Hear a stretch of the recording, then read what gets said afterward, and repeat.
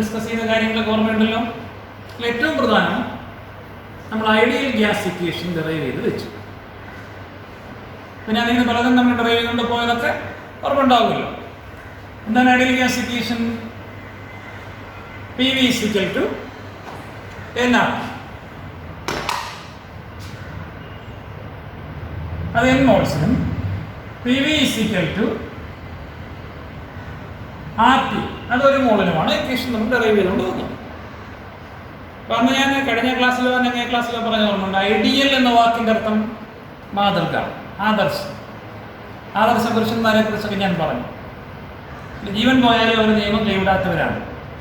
അങ്ങനെയുള്ളവരൊന്നും ഇല്ല എന്ന് ഞാൻ പറഞ്ഞല്ലോ. അത് ഒരു സങ്കല്പം മാത്രമാണ്. അതേപോലെ തന്നെ ഇവിടെ ഐഡിയൽ ഗ്യാസ് എന്ന് പറയുന്നത് ഓരോരു കൺസെപ്റ്റാണ്. സ്വന്തം കാര്യം വരുമ്പോൾ എല്ലാ ഗ്യാസ് നിയമങ്ങളൊക്കെ കൈവിടും, മനുഷ്യരെ പോലെ തന്നെ. അപ്പോൾ പല ഗ്യാസിനെ സംബന്ധിച്ച് നമുക്കറിയാം, ഹൈഡ്രജൻ ഒരു ഗ്യാസാണ്, ഓക്സിജൻ ഒരു ഗ്യാസാണ്, നൈട്രജൻ ഒരു ഗ്യാസാണ്, അല്ലെങ്കിൽ അമോണിയ ഗ്യാസാണ്, കാർബൺ ഡൈ ഓക്സൈഡ് ഗ്യാസാണ്, ഇങ്ങനെ പല ഗ്യാസുകളുണ്ട്. അപ്പോൾ ആ ഗ്യാസിനെ സംബന്ധിച്ച് ഈ ഇക്വേഷൻ അനുസരിക്കുകയാണെങ്കിൽ അവരുടെ PVക്ക് തുല്യമായിരിക്കണം nRT. അപ്പോൾ ഗ്യാസൊക്കെ ഇത് അനുസരിക്കുന്നുണ്ടോ എന്ന് അറിയുന്നതിന് വേണ്ടിയിട്ട് ഒരു ഗ്രാഫ് വരച്ചു. പ്രഷറിനെ എക്സൈസ് ചെയ്യുക. ഈ PV/nRT വിളിക്കുന്ന പേരാണ് Z, കംപ്രസിബിലിറ്റി ഫാക്ടർ.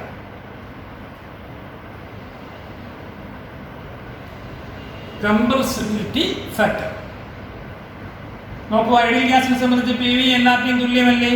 ഇപ്പൊ PV/nRT എടുത്തു കഴിഞ്ഞാൽ Z = PV/nRT. രണ്ടും തുല്യമാണെങ്കിൽ Z-ന്റെ വില എന്ത് വരണം? 1 വരണം.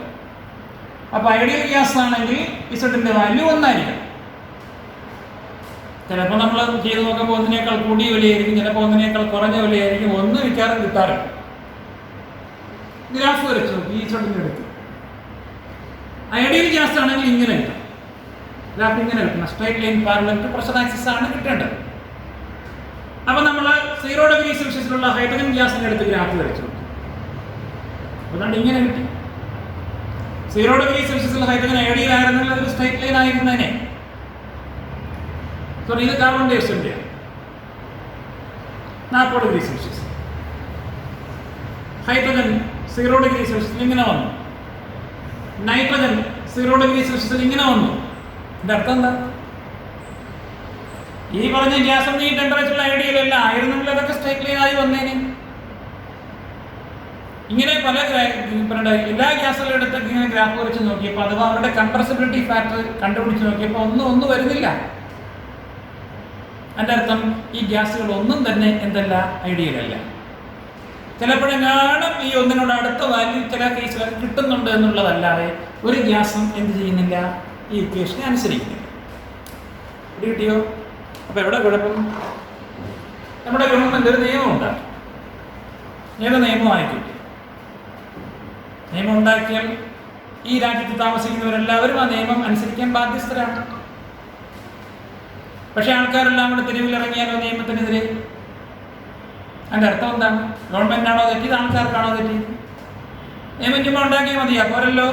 അത് ജനങ്ങൾക്ക് അനുകൂലമായ നിയമമായിരിക്കണം, എന്നാലേ ജനങ്ങൾ അത് അനുസരിക്കുള്ളൂ. അല്ലെങ്കിൽ ജനങ്ങൾ പ്രശ്നമൊക്കെ ഉണ്ടാക്കും. ആരും അനുസരിക്കുന്നില്ല, അതിൻ്റെ അർത്ഥം ആ നിയമം ശരിയല്ല എന്നല്ലേ എൻ്റെ അർത്ഥം. അപ്പോൾ ഇവിടെ ഒരു ഗ്യാസും ഈ ഇക്വേഷനെ അനുസരിക്കുന്നില്ല എങ്കിൽ അവിടെ എന്താ തകരാറ്? ഗ്യാസിൻ്റെ കയ്യിലാണോ തകരാറ്? അല്ല, ഈ ഇക്വേഷനിൽ എന്തോ തകരാറുണ്ട് എന്നല്ലേ എൻ്റെ അർത്ഥം. അപ്പോൾ ഇക്വേഷനിൽ എവിടെ തകരാറ് പറ്റി? പുറകോട്ടാലോചിച്ച് ആ ഇക്വേഷൻ ഉണ്ടാക്കിയത് ചില നിയമങ്ങളെ കൂട്ടിയെടുത്തല്ലേ? ആ കൂട്ടിയെടുത്തപ്പോൾ നമുക്ക് തെറ്റിപ്പോയോ? അവിടെ തെറ്റിയിട്ടില്ല. കൃത്യമായി മാത്തമാറ്റിക്കൽ പ്രിൻസിപ്പിൾ വെച്ചാണ് നമ്മൾ കൂട്ടിയിരിക്കുന്നത്. അപ്പോൾ ഇക്വേഷൻ കൂട്ടിയെടുക്കൽ തെറ്റില്ല. പിന്നെ തെറ്റി ആ ഇക്വേഷൻ ഉണ്ടാക്കി ഗ്യാസിന് നിയമങ്ങളെ കുറിച്ച് നമ്മൾ നോക്കി. ആ നിയമത്തിൽ പറഞ്ഞിരിക്കുന്ന കാര്യം ശരിയാണെന്നാണ് നമുക്ക് തോന്നുന്നത്. അപ്പോൾ അവിടെയും തെറ്റില്ല. പുറകോട്ട് പോയി ഈ നിയമങ്ങൾ എവിടെ നിന്ന് വന്നു?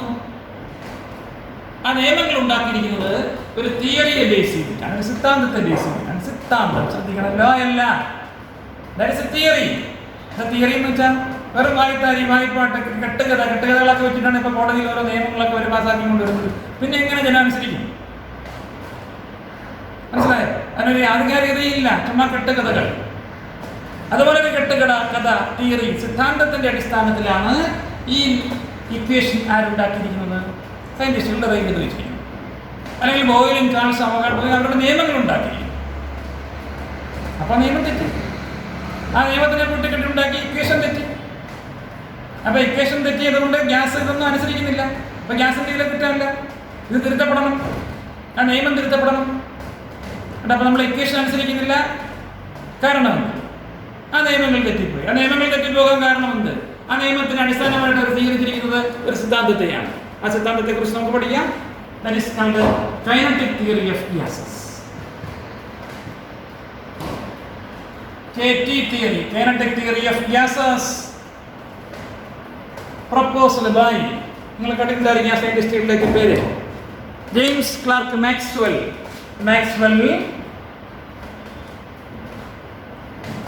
ബോൾസ്മാൻ. ഞാൻ ഈ പേരുകളൊക്കെ പഠിപ്പിക്കുന്നത് എൻട്രൻസിന് വേണ്ടിയിട്ടാണ്. ക്ലേഷ്യസ്. ഒരിക്കൽ പരീക്ഷയ്ക്ക് ചോദിച്ചത് which among the following names were not associated with the kinetic theory of gases എന്നാണ് ഏത് പരീക്ഷയ്ക്ക് എൻട്രൻസ് പരീക്ഷയ്ക്ക് ചോദിച്ചത്. അപ്പോൾ കൈനറ്റിക് തിയറി പ്രപ്പോസ് ചെയ്ത സയന്റിസ്റ്റുകളാണ്. ഒന്ന് മാക്സ്വെൽ, രണ്ട് ബോൾസ്മാൻ, മൂന്നാമത്തെ ക്ലേഷ്യസ്. കേട്ടോ, നേരത്തെ ഞാനിവിടെ ഒരു ഗ്രാഫ് വരച്ചത് ഓർമ്മയുണ്ടോ? ഇസഡ് കംപ്രസിബിലിറ്റി ഫാക്ടറിനെ വൈ ആക്സിലും പ്രഷറിനെ എക്സ് ആക്സിലും എടുത്ത് ഗ്രാഫ് വരച്ചതിന് മാക്സ്വെൽ ബോൾസ്മാൻ ഡിസ്ട്രിബ്യൂഷൻ കർവ് എന്നാണ് അറിയപ്പെടുന്നത്. കണ്ടല്ലോ, അതിനകത്ത് നോക്കിയപ്പോൾ നമുക്ക് മനസ്സിലായി റിയൽ ഗ്യാസസ് ഐഡിയൽ ബിഹേവിയറിൽ നിന്ന് ഡീവിയേറ്റ് ചെയ്യുന്നത്. അപ്പോൾ റിയൽ ഗ്യാസസിന്റെ ഡീവിയേഷൻ ഐഡിയൽ ബിഹേവിയറിൽ നിന്ന് കാണിക്കുന്ന ഗ്രാഫാണ് മാക്സ്വെൽ ബോൾസ്മാൻ ഡിസ്ട്രിബ്യൂഷൻ കർവ്. അപ്പോൾ ഇത് മനസ്സിലായോ? ഈ കൈനറ്റിക് തിയറിയിൽ വന്ന കാര്യങ്ങൾ എന്താണ്? ഈ തിയറി തെറ്റിപ്പോയതുകൊണ്ടാണെന്ന് പറഞ്ഞല്ലോ. ഈ തിയറി പറഞ്ഞ കാര്യങ്ങൾ ഞാൻ ഓരോന്നായിട്ട് പറയാം. ശരിയാണോ തെറ്റാണോ നിങ്ങൾ കേട്ടിട്ട് പറയാം. ആരെ സംബന്ധിച്ച തിയറിയാണ്? ഗ്യാസിനെ സംബന്ധിച്ച തിയറിയാണ്. ഈ തിയറിയിൽ പറയുന്ന ഒന്നാമത്തെ കാര്യം, എല്ലാ ഗ്യാസിനകത്തും കൊച്ചു കൊച്ചു മോളിക്യൂൾസ് ഉണ്ടായി. ശരിയല്ലേ? ഇവര് gas is made of tiny particles called molecules. തെറ്റുവല്ലോ ഉണ്ടോ? ഇല്ല. രണ്ടാമത്തെ കാര്യം, ഈ ഗ്യാസ് മോളിക്യൂൾസ് എപ്പോഴും ഞവിച്ചുകൊണ്ടിരിക്കും, വിരിവിരാ സഞ്ചരിച്ചുകൊണ്ടിരിക്കും. Random or zigzag or irregular മൂവ്മെന്റിലായിരിക്കും. ശരിയല്ലേ? അതേ പട്ടാളക്കാർ മാർച്ച് ചെയ്യുന്നത് പോലെ കൃത്യമായ രൂപരേഖയിലാണ് അവർ സഞ്ചരിക്കുന്നത്? അല്ലല്ലോ. ഗ്യാസ് അങ്ങോട്ടും ഇങ്ങോട്ടും ഓടി കളിച്ചുകൊണ്ടിരിക്കും. അത് ചുമ്മാ ഇരിക്കത്തില്ല, എപ്പോഴും വിരിവിരാ സഞ്ചരിച്ചുകൊണ്ടിരിക്കും. Random or zigzag or irregular മൂവ്മെന്റിലായിരിക്കും. അത് ശരിയല്ലേ? 3, ഇങ്ങനെ നിങ്ങളുടെ ക്ലാസ്സിനകത്ത് നിങ്ങൾ എല്ലാവരും അങ്ങോട്ടും ഇങ്ങോട്ടും ഞവിച്ചും വിരിവിരാ ഓടിക്കൊണ്ടിരുന്നത് എന്ത് സംഭവിക്കും? നിങ്ങൾ പരസ്പരം കൂട്ടിയിടിക്കും. ബെഞ്ചിലും ഡെസ്കിലും പിന്നെ ഇരിക്കുന്ന ഭിത്തിയിലൊക്കെ ചെന്ന് ഇടിക്കില്ലേ? അതുപോലെ തന്നെ ഇവിടെ സംഭവിക്കും. ഈ ഗ്യാസ് മോളിക്യൂൾസ് എപ്പോഴും ഇങ്ങനെ റാൻഡം മൂവ്മെന്റിലായിരിക്കുന്നതുകൊണ്ട് ഇവർ പരസ്പരം കൂട്ടിയിടിക്കുകയും അവരിരിക്കുന്ന പാത്രത്തിന്റെ വശങ്ങളിൽ ചെന്ന് ഇടിക്കുകയും ചെയ്യും. 4, ഇങ്ങനെ ഗ്യാസ് മോളിക്യൂൾസ് അവരിരിക്കുന്ന പാത്രത്തിന്റെ വശങ്ങളിൽ ചെന്ന് ഇടിക്കുന്നത് കൊണ്ടാണ് അവിടെ പ്രഷർ ഉണ്ടാകുന്നത്, വാതകമർദ്ദം ഉണ്ടാകുന്നത്. ഈ പറഞ്ഞ കാര്യങ്ങൾ മനസ്സിലിട്ടൊന്ന് ആലോചിച്ച് ഒന്നുകൂടെ. എല്ലാ ഗ്യാസ് മോളിക്യൂൾസിനകത്തും കൊച്ചു കൊച്ചു മോളിക്യൂൾസ് ഉണ്ട്. ഗ്യാസ് മോളിക്യൂൾസ് എപ്പോഴും റാൻഡം അഥവാ സിക്സാഗ് മൂവ്മെന്റിലായിരിക്കും. ഈ ഗ്യാസ് മോളിക്യൂൾസ് പരസ്പരം കൂട്ടിയിടിക്കുന്നതിനോടൊപ്പം അവരിയ്ക്കുന്ന പാത്രത്തിന്റെ വശങ്ങളിലും ചെന്നിടിക്കും. അങ്ങനെ ഗ്യാസ് മോളിക്യൂൾസ് അവരിയ്ക്കുന്ന പാത്രത്തിന്റെ വശങ്ങളിൽ ചെന്നിടിക്കുന്നത് കൊണ്ടാണ് എന്തുണ്ടാകുന്നത്? വാതകമർദ്ദം ഉണ്ടാകുന്നത്. ശരിയല്ലേ? ഈ പറഞ്ഞൊക്കെ ശരിയാണല്ലോ, ഒരു തെറ്റുമില്ലല്ലോ. 5ാമത് പറഞ്ഞത് there is no forces of attraction between gas molecules.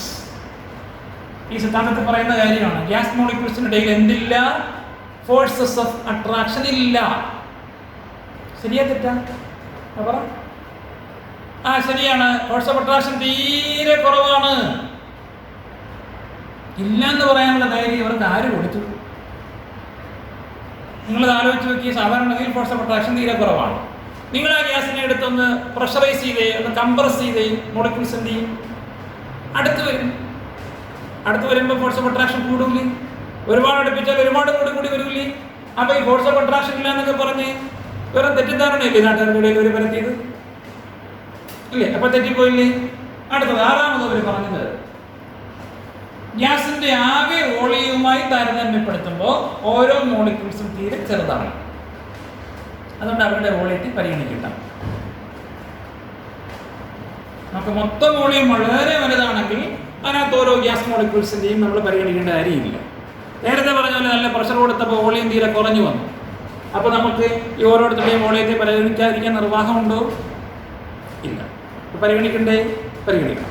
ഇത് രണ്ടും പരിഗണിക്കാതെയാണ്, അല്ലെങ്കിൽ ഇതിന് രണ്ടിനെയും പരിഗണിക്കാതെയാണ് ബോയിലും ചാൾസും അവഗാഡോയും ഏത് നിയമം ഉണ്ടാക്കിയത്? ബോയിൽ നിയമവും ചാൾസ് നിയമവും അവഗാഡോ നിയമം ഉണ്ടാക്കിയതും അത് കൂട്ടിക്കെട്ടി ഐഡിയൽ ഗ്യാസ് ഇക്വേഷൻ ഉണ്ടാക്കിയും വെച്ചു കൊടുത്തതുകൊണ്ട് തന്നെ അനുഭവിച്ചത്. എന്താണ് അനുഭവിച്ചത്? അവർ യഥാർത്ഥ വാദങ്ങളൊന്നും ഈ നിയമത്തെ അനുസരിച്ചില്ല. ഈ കാര്യം പരിഗണിക്കാതെ വെച്ചതുകൊണ്ട് ഏത് കാര്യം പരിഗണിക്കാതെ? ഫോഴ്സ് ഓഫ് അട്രാക്ഷൻ വരും എപ്പോഴേ? ഹൈ പ്രഷറിൽ. വോളിയത്തിന് നമുക്ക് പരിഗണിക്കണം എപ്പോഴേ? ഹൈ പ്രഷറിൽ, അല്ലെങ്കിൽ ലോ ടെമ്പറേച്ചറിൽ. ടെമ്പറേച്ചർ കുറയുമ്പോഴും വോളിയം കുറയുമല്ലോ. അപ്പോൾ ഈ നിയമത്തെ ഒട്ടും അനുസരിക്കില്ല വാതകങ്ങൾ എപ്പോഴേ? ഈ പറഞ്ഞ കണ്ടീഷനിൽ ഹൈ പ്രഷറിലും ലോ ടെമ്പറേച്ചറിലും വോളിയം വീതി ചെറുതായിരിക്കും. അപ്പം ഗ്യാസ് മോളിക്യൂൾസ് വളരെ അടുത്തിരിക്കുമ്പോൾ ഫോഴ്സ് ഓഫ് അട്രാക്ഷൻ വരും.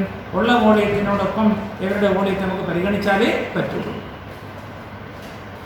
എന്തെല്ലാം ക്വസ്റ്റ്യൻസ് ആണ് ഇവിടെ നിന്ന് ചോദിക്കുന്നത് കണ്ടോളൂ. ക്വസ്റ്റ്യൻസിലോട്ട് നമുക്ക് പോകാം. അപ്പോൾ നമ്മൾ കണ്ടത് ഐഡിയൽ ഗ്യാസ് ഇക്വേഷൻ എടുത്തു. ആ ഇക്വേഷനകത്തുള്ള സാധനങ്ങൾ തമ്മിലുള്ള റേഷ്യോ എടുത്തു. ആ റേഷ്യോ വിളിക്കുന്ന പേരാണ് കംപ്രസിബിലിറ്റി ഫാക്ടർ. ഈ കംപ്രസിബിലിറ്റി ഫാക്ടറിന്റെ വാല്യൂ 1 ആയിരിക്കും അതൊരു ഗ്യാസ് ഐഡിയലാണെങ്കിൽ. പക്ഷെ ബാക്കി പോലെ നമുക്കറിയാവുന്ന ഗ്യാസിനെയൊക്കെ എടുത്തിട്ട് അവരുടെ കംപ്രസിബിലിറ്റി ഫാക്ടർ കണ്ടുപിടിച്ചപ്പോൾ 1 വരുന്നില്ല. യാദൃശ്ചികമായ ചില സന്ദർഭങ്ങളിൽ മാത്രം 1 വരുന്നുള്ളൂ. ബാക്കി എപ്പോഴൊന്നും 1 വരുന്നില്ല.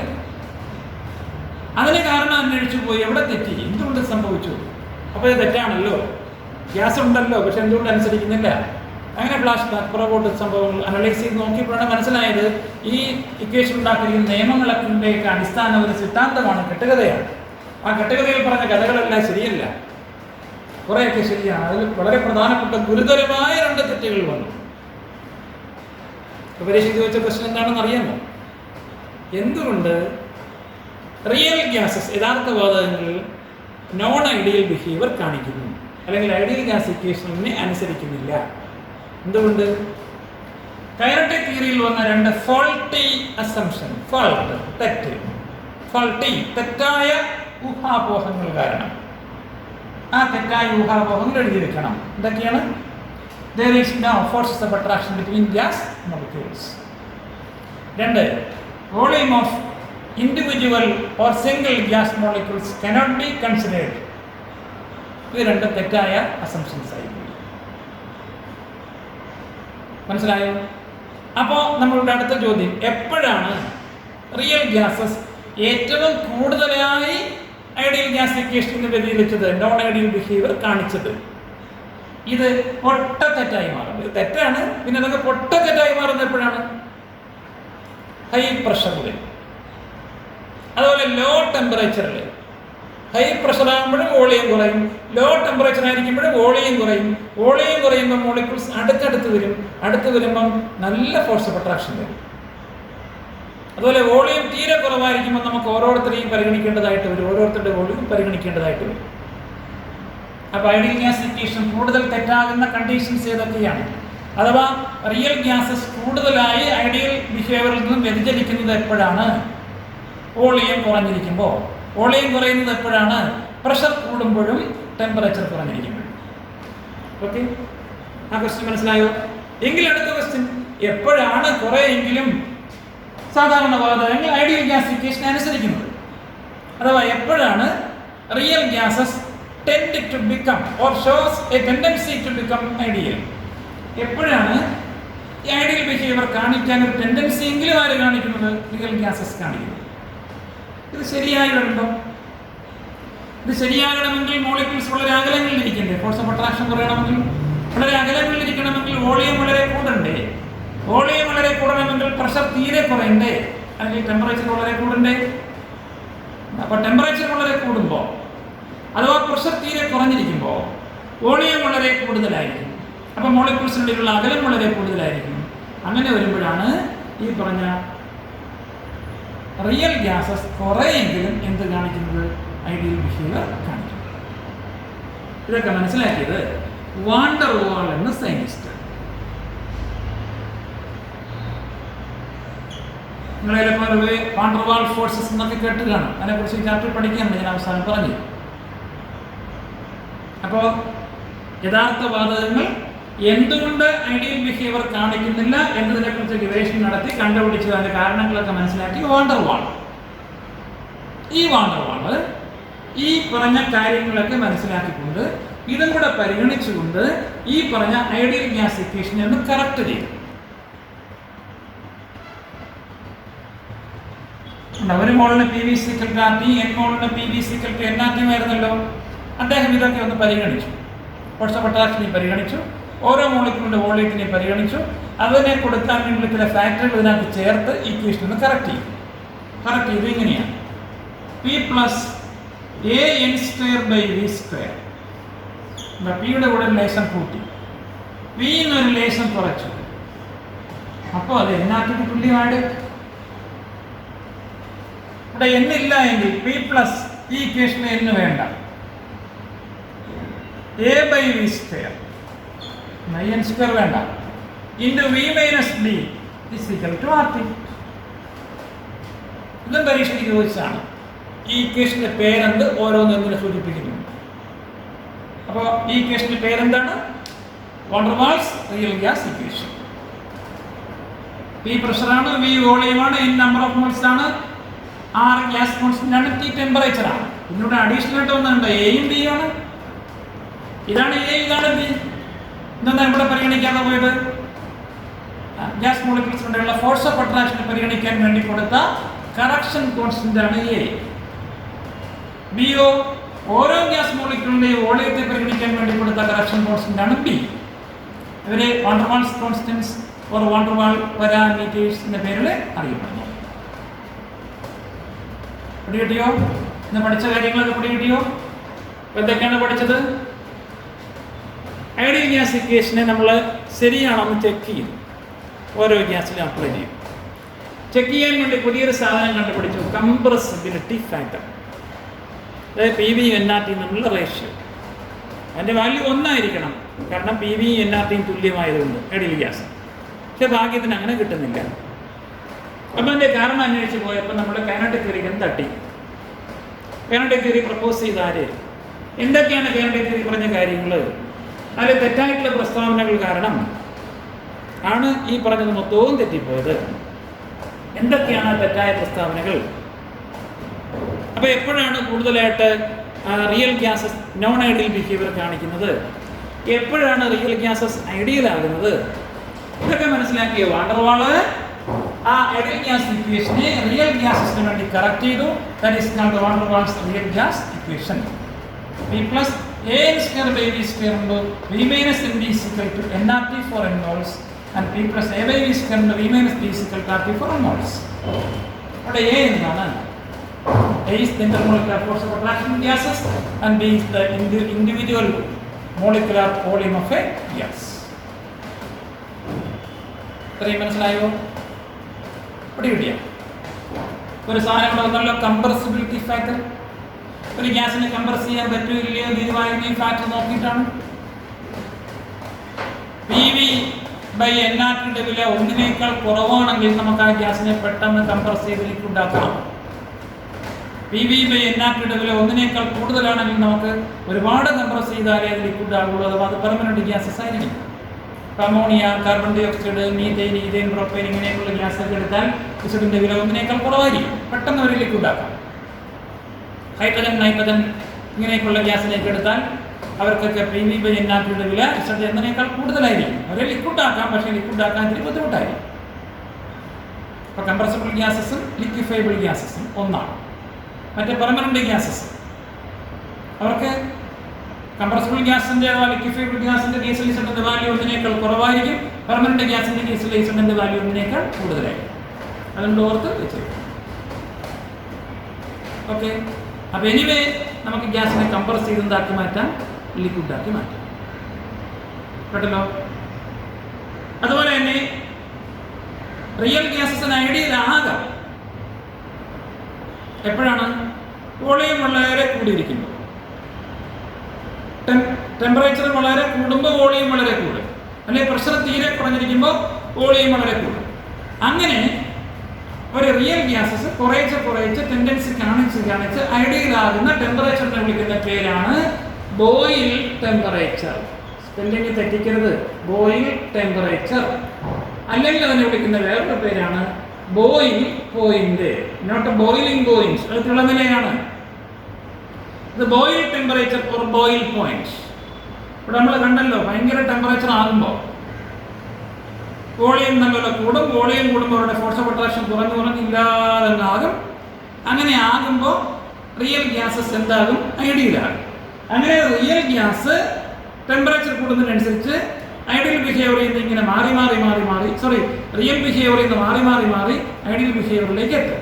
അങ്ങനെ ഐഡിയൽ ബിഹേവിയർ എത്താൻ ആവശ്യമായ ആ ടെമ്പറേച്ചറിനെ വിളിക്കുന്ന പേരാണ് Boyle temperature or Boyle point. അപ്പോൾ എന്താണ് Boyle temperature or Boyle point എന്ന് പറഞ്ഞാൽ? The temperature at which a real gas show a tendency to become ideal. ഒരു റിയൽ ഗ്യാസ് ഐഡിയൽ ആകാൻ ടെൻഡൻസി കാണിക്കുന്ന, അല്ലെങ്കിൽ അപ്രോച്ചസ് ഐഡിയൽ ബിഹേവിയറിലേക്ക് എത്തുന്ന ആ ടെമ്പറേച്ചറിനെ വിളിക്കുന്ന പേരാണ് Boyle temperature or Boyle point. കിട്ടിയോ? ഓക്കെ.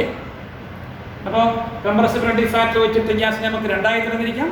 പെർമനന്റ് ഗ്യാസസും പിന്നീട് ലിക്വിഫൈബിൾ ഗ്യാസസ് അല്ലെങ്കിൽ കംപ്രസിബിൾ ഗ്യാസ്. ലിക്വിഫൈബിൾ ഗ്യാസിനെ സംബന്ധിച്ച് പി വിയുടെ വില കുറവും NRTയുടെ വില കൂടുതലുമായിരിക്കും.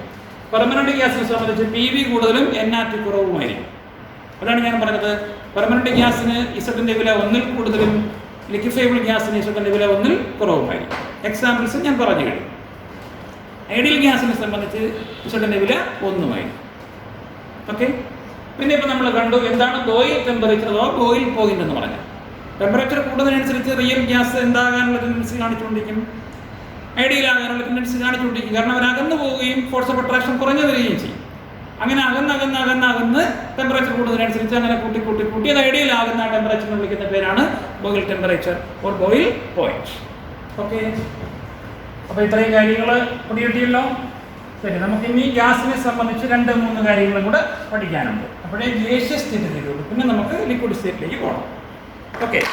അപ്പോൾ ആ കാര്യങ്ങൾ കൂടെ ഇപ്പോഴും അങ്ങ് പഠിപ്പിക്കാം. 2 ചെറിയ കാര്യങ്ങൾ കൂടെ ഉള്ളൂ കേട്ടല്ലോ. അപ്പോൾ ഗ്യാസ് അങ്ങ് തീരും. ഒന്ന്, നേരത്തെ പറഞ്ഞല്ലോ ഗ്യാസിനെ കംപ്രസ് ചെയ്ത് ലിക്വിഡാക്കാം. അതുമായി ബന്ധപ്പെട്ട ചില സാധനങ്ങളുണ്ട്. That is called compressibility factor. നമ്മൾ പഠിച്ചാണല്ലോ. അപ്പം അതിനെ ബേസ് ചെയ്ത് നമുക്ക് ഗ്യാസിനെ എന്താക്കാം? ലിക്വിഫൈ ചെയ്യാം. ഇതുമായി ബന്ധപ്പെട്ട ചില കോൺസ്റ്റന്റുകളുണ്ട്. That is called critical constants. എന്താണ് ക്രിട്ടിക്കൽ കോൺസ്റ്റന്റ്? 3 ക്രിട്ടിക്കൽ കോൺസ്റ്റന്റുകളുണ്ട്. 1 critical temperature TC, 2 critical pressure PC, 3 critical volume VC. നേരത്തെ പറഞ്ഞ ബോയിൽ ടെമ്പറേച്ചർ ഓർമ്മയുണ്ടോ? ഒരു റിയൽ ഗ്യാസ് ഐഡിയൽ ആകുന്ന ടെമ്പറേച്ചറിനെ വിളിക്കുന്ന പേരാണ് ബോയിൽ ടെമ്പറേച്ചർ അല്ലേ? അപ്പോൾ ആ ടെമ്പറേച്ചർ ഈ ക്രിട്ടിക്കൽ ടെമ്പറേച്ചറിന് മുകളിലായി കഴിഞ്ഞാൽ ഒരിക്കലും നമുക്കൊരു ഗ്യാസിനെ എന്താക്കി മാറ്റാൻ പറ്റില്ല, ലിക്വിഡാക്കി മാറ്റാൻ പറ്റില്ല. കാരണം നമ്മൾ പ്രഷർ കൊടുക്കുന്നു, ടെമ്പറേച്ചർ കൂടുന്നു. പ്രഷർ കൊടുക്കുമ്പോൾ അടുത്ത് വരുന്നു, ടെമ്പറേച്ചർ കൂടുമ്പോൾ അകന്ന് പോകുന്നു. ഇത് 2 പാരലായിട്ട് പോകും. പിന്നെ എങ്ങനെ ഗ്യാസ് ലിക്വിഡ് ആകും? ഒരു ഗ്യാസിനെ ലിക്വിഡ് ആക്കണമെങ്കിൽ പ്രഷർ കൊടുത്താൽ മതി. പക്ഷേ ഒരു പർട്ടിക്കുലർ ടെമ്പറേച്ചറിനോ അതിന് താഴെയുള്ള ടെമ്പറേച്ചറിലോ മാത്രമേ ഒരു ഗ്യാസിനെ ലിക്വിഡ് ആക്കാൻ പറ്റുള്ളൂ. ആ പർട്ടിക്കുലർ ടെമ്പറേച്ചറിനെയാണ് എന്ത് വിളിക്കുക? ക്രിട്ടിക്കൽ ടെമ്പറേച്ചർ എന്ന് വിളിക്കുക. The temperature at or below which a gas can be liquefied by applying pressure is called critical temperature, or it is the temperature above which a gas cannot be liquefied. ഈ ടെമ്പറേച്ചറിന് മുകളിലായി കഴിഞ്ഞാൽ ഗ്യാസിന് നമുക്ക് എന്ത് ചെയ്യാൻ പറ്റില്ല? ലിക്വിഡ് ആക്കി മാറ്റാൻ പറ്റില്ല. or it is the maximum temperature at which a gas can be liquefied. ഒരു ഗ്യാസിനെ ലിക്വിഡ് ആക്കി മാറ്റാൻ പറ്റുന്ന മാക്സിമം ടെമ്പറേച്ചറിനെ വിളിക്കുന്ന പേരാണ് ക്രിട്ടിക്കൽ ടെമ്പറേച്ചർ. ഞാൻ ഈ 3 ഡെഫിനിഷനൊക്കെ പറഞ്ഞത് which one in the following statement is correct or not correct about critical temperature എന്നൊക്കെ പറഞ്ഞ് സ്റ്റേറ്റ്മെന്റ് നമുക്ക് അങ്ങോട്ട് തരും. ഈ വർഷത്തെ നീറ്റ് പരീക്ഷയ്ക്ക് അങ്ങനെയുള്ള ക്വസ്റ്റ്യൻസ് ആണ് ചോദിച്ചത് കേട്ടല്ലോ. അപ്പോൾ ഇതാണ് ക്രിട്ടിക്കൽ ടെമ്പറേച്ചർ എന്ന് പറഞ്ഞാൽ. ക്രിട്ടിക്കലാണ്. നിങ്ങൾക്കറിയാമല്ലോ, ആൾക്കാരൊക്കെ ഹോസ്പിറ്റലിൽ കിടന്നാൽ അയ്യോ ക്രിട്ടിക്കലാണ്, ഒന്നും പറയാതായിട്ടില്ല എന്ന് വെച്ചാൽ ജഡമെന്ന് പറയണോ ആളെന്ന് പറയണോ ഒന്നും പറയാതായിട്ടില്ല. ആ ഒരു സ്റ്റേജ് അവരിവിടെ കയ്യാലപ്പുറത്തിരിക്കുകയാണ്. അപ്പുറത്തോട്ട് പോയാൽ ലിക്വിഡ്, ഇപ്പുറത്ത് നിന്നാൽ അത് ഗ്യാസ്. അപ്പോൾ ഗ്യാസിനെ ലിക്വിഡാക്കി മാറ്റാൻ പറ്റുന്ന പരമാവധി ടെമ്പറേച്ചറിനെ വിളിക്കുന്ന പേരാണ് ക്രിട്ടിക്കൽ ടെമ്പറേച്ചർ. ഈ ടെമ്പറേച്ചറിന് മുകളിലായാൽ ഒരു കാരണവശാലും ഇത് ലിക്വിഡ് ആകില്ല. ഈ ടെമ്പറേച്ചറിന് താഴെയാണെങ്കിൽ നമുക്ക് പ്രഷർ കൊടുത്ത് എന്ത് ചെയ്യാം, ലിക്വിഡ് ആക്കാം. ആ മാർജിനൽ ടെമ്പറേച്ചറിനെ വിളിക്കുന്ന പേരാണ് ക്രിട്ടിക്കൽ ടെമ്പറേച്ചർ. ഇത് കിട്ടിയാൽ the temperature at or below which a gas can be liquefied, or it is the maximum temperature at which a gas can be liquefied, or it is the temperature above which the gas cannot be liquefied. കിട്ടിയോ? Critical pressure അറിയാലോ. Pressure കൊടുക്കുമ്പോഴാണ് liquid ആകുന്നത്. Liquid ആകാൻ minimum pressure വേണം. അതിൻ്റെ താഴത്തെ pressure ആണെങ്കിൽ liquid ആവില്ല.